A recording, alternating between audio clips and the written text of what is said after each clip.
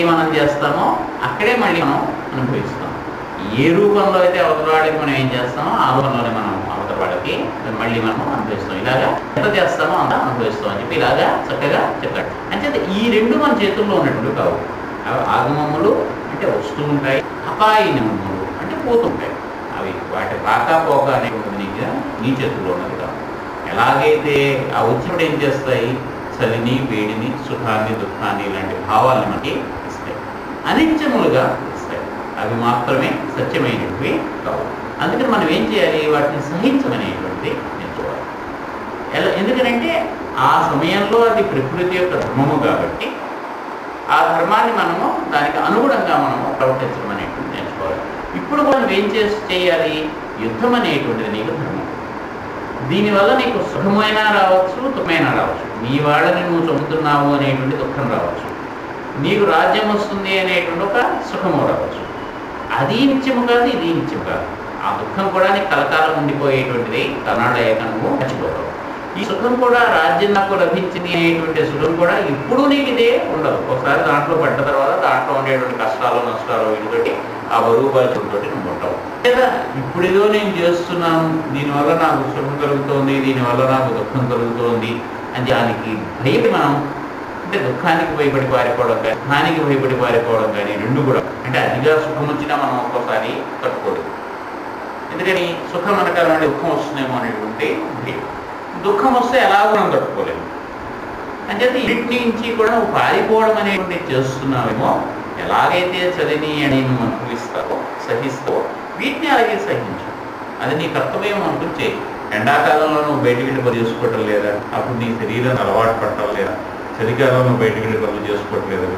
ఇతరులలో కూడా అలాగే ఉంటూ నువ్వు నీ కర్తవ్యాన్ని నిర్వహించు. ఎక్కడా పనులు చేసుకున్నావు, ఎక్కడా పనులు చేసుకున్నావు, ఏమిటి చేస్తావు, దానివల్ల వచ్చేటువంటిది ఏమిటి అనేటువంటి దాంతో నీకు సంబంధించినటువంటిది కాదు సుమా. కానీ ఇవన్నీ కూడా మాత్రాస్పర్శలు, నీ ఈ పంచతన్మాత్రల చేత నీకు స్పర్శగా వస్తున్నటువంటివి, కలకాలం ఉండేటువంటివి కావు అని చెప్పి అన్నాడు.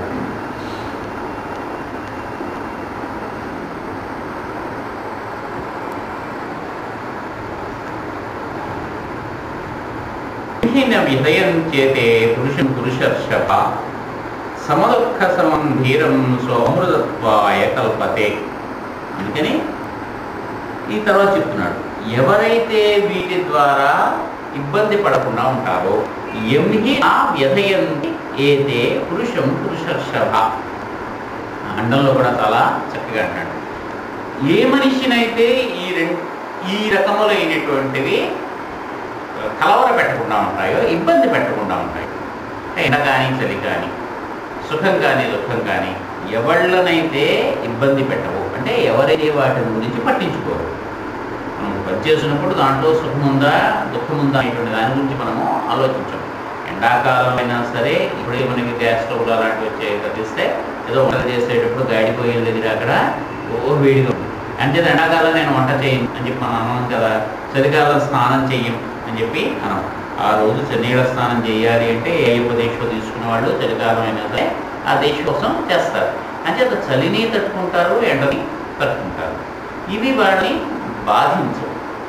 అంటే వీటి కోసం అని చెప్పి అతిగా ఆలోచించి వాటి వల్ల మనం దుఃఖం పొందడం అనేటువంటిది ఎవళ్ళైతే చేయకుండా ఉంటారో, ఎవరైతే సమ దుఃఖ సుఖం, దుఃఖంలోనూ సుఖంలోనూ కూడా సమానంగా ఉంటాడు. ఇందాక చెప్పిన రాముడి ఉదాహరణగా ఎవరైతే సుఖం వచ్చినప్పుడైనా సరే వాడి యొక్క మనిషి మారడో, దుఃఖం వచ్చినప్పుడైనా సరే మనిషి మరొక ఉంటాడు. సుఖాలలో మనకు ఏంటంటే అన్నీ మనం అనుకున్నట్టుగా జరుగుతుంటే మనకు ఉండేటువంటి మన పర్సనాలిటీ కానీ వ్యక్తిత్వం కానీ ఒక రకంగా ఉంటుంది, మన ప్రవర్తన దుఃఖంలో ఉన్నప్పుడు ఒక రకంగా ఉంటుంది. అంటే ఎవరికైనా సరే ఏదైనా వాడు నిజమైన వ్యక్తిత్వం ఏమిటి అనేటువంటి తెలుసుకోనప్పుడు వాడు అధికారంలో ఉన్నప్పుడు చూడమన్నారు, వాడి దగ్గర ధనం ఉన్నప్పుడు చూడమన్నారు. డబ్బు లేనప్పుడు అధికారం లేనప్పుడు అందరూ మామూలుగానే ఉంటారు, అవతల వాడిని మన్నిస్తాడు కోరిస్తాడు. అధికారం వచ్చినప్పుడు కళ్ళు తిక్కకుండా ఉంటే, ధనం వచ్చిన వీడికి గర్వం లేకుండా ఉంటే వాడు నిజమైనటువంటి పండితుడు అని చెప్పి చెప్తాడు. అంటే మూర్ఖుడు ఏం చేస్తాడు, అధికారం వచ్చినా ధనం వచ్చినా ఇటువంటివి ఏవైనా కనుక లభిస్తే వాటితోటి ఇస్తాడు. పండితుడు అయినటువంటి వాడు వాటితోటి గర్వించాడు. అంటే ఎవరైతే దుఃఖంలో కానీ సుఖంలో కానీ ఒకే రకమైనటువంటి ప్రవర్తన కలిగి ఉంటారో, ఒకే రకంగా ప్రవర్తిస్తారో, ఒక రకంగానే ఉంటారో, వాళ్ళ యొక్క భావన ఉంటుందో వాడు ధీరుడైనటువంటి వాడు సుమా అని చెప్పి చెప్తారు. అంతేదా ధీరత్వం అంటే ఏంటంటే ఏదొచ్చినా సరే తట్టుకోగలగడం. సుఖమైన అయి ఉండదు, దుఃఖమైన అయి ఉండొచ్చు, రెండు కూడా. మాస్టరు చాలా దగ్గర సుఖం కూడా ఎలా తట్టుకోలేకుండా ఉంటామంటే మనకి ఫోన్ చేసి ఏమంటే మీకు 50 కోట్లు ఆడుతుందంటే ఠామని పడి తెచ్చిపోతాం. అంటే సుఖమైనా సరే మనం తట్టుకోలేము. అంచేత మనం సుఖాన్ని కూడా ఒకసారి ఏదంటే మంచి అయినా చెడైనా అందుకే నెమ్మదిగా చెప్పమంటారు. ఆ వార్త చెడ్డవారైనా సరే మంచి వారే వాళ్ళు కొంచెం ఇబ్బంది పడకుండా ఉండడానికి నెమ్మదిగా చెప్పాలి. అంచేత రెండింటిలోనూ కూడా సమత్వం ఉన్నటువంటి వాడు ధీరుడు అవుతాడు. నువ్వు అలా కనుకుంటే నువ్వు అలా ఉండాలి అని చెప్పి నేను అనుకుంటున్నాను అంటాడు. ఎందుకని ఏ మానవుడినైతే అన్నట్టు, ఏ పురుషుడినైతే అంటూ హే పురుషర్షభ అని ఇంతని సంబోధించాడు.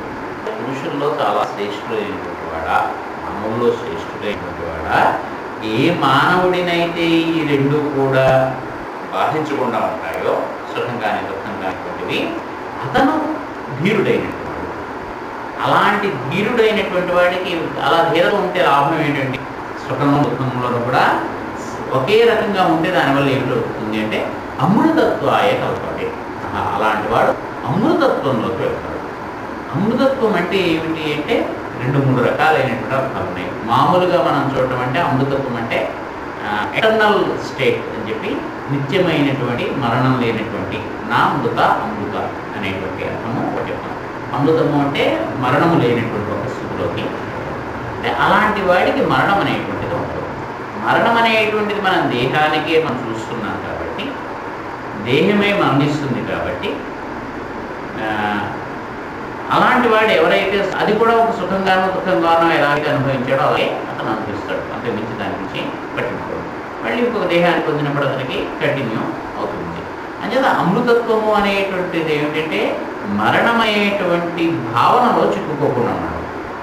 అలాగే జరుగుతున్నటువంటి అనేకమైనటువంటి జీవి యొక్క ప్రయాణము ఇంతకుముందు చెప్పుకున్నట్టుగా ఖనిజం అనేటువంటి దాంట్లో ప్రారంభమై వృక్షం అనేటువంటి స్థితిలోకి వచ్చి, అక్కడి నుంచి జంతు స్థితిలోకి వచ్చి, అందులో మానవుడి స్థితిలోకి వచ్చి ఇలా సాగుతూనే ఉంది.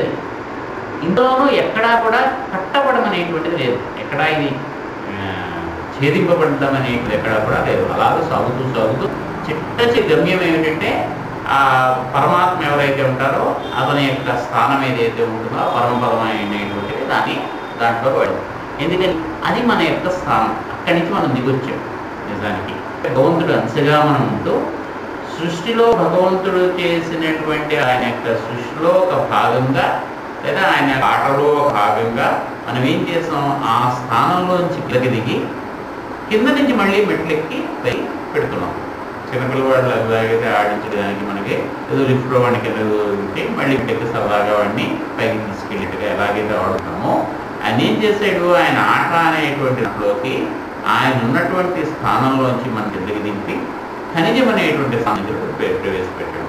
ఇక్కడి నుంచి మళ్ళీ మెట్టుకుంటూ సరదాగా ఉన్నాడు. అలా ఎక్కుకుంటూ మనం వెళ్ళి మన స్థానానికి మనం వెళ్తాం. అంటే మన అసలైనటువంటి స్థానము భగవంతుడి దగ్గర మనం ఉండడం అనేటువంటి ఇది మనకి ఏంటంటే దారి అంతే. మళ్ళీ అక్కడి నుంచి వచ్చి మళ్ళీ మన ప్రయాణంలో మనం వెళ్తాం.